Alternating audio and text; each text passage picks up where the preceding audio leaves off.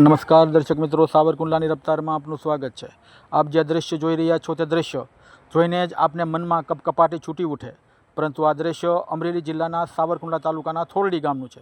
થોડા દિવસ પૂર્વે સિંહો દ્વારા જે મારણ કરવામાં આવેલ તે ગાયના અવશેષો આજે સમગ્ર ગામની અંદર ઇતર બિતર પડેલા હોય, પરંતુ વન વિભાગના કર્મચારીઓને રજૂઆત કરવા છતાં અને અવારનવાર ગામજનો દ્વારા વિનંતીઓ કરવા છતાં વન વિભાગના અધિકારીઓ દ્વારા આનો કોઈ યોગ્ય ઉકેલ લાવવામાં આવેલ નથી અને લોકોની ધાર્મિક લાગણી દુભાતી હોય તેમ છતાં પણ વન વિભાગના અધિકારીઓ જાણે કે કુંભકર્ણ નિંદ્રામાં સૂતા હોય તેવું ગ્રામજનો કહી રહ્યા છે। ત્યારે હવે જોવું રહ્યું કે આગામી દિવસોની અંદર આ સમગ્ર પ્રશ્ન અંગે ગ્રામજનો દ્વારા ઉચ્ચ કક્ષાએ પણ રજૂઆત કરવામાં આવેલ હોય, પરંતુ ગ્રામજનોને આ પીડામાંથી છુટકારો મેળવવા માટે જાણે કે વન વિભાગના અધિકારીઓ અને પદાધિકારીઓ જાણે કે કોઈ મુહૂર્ત જોવા હોય એવું લાગી રહ્યું છે।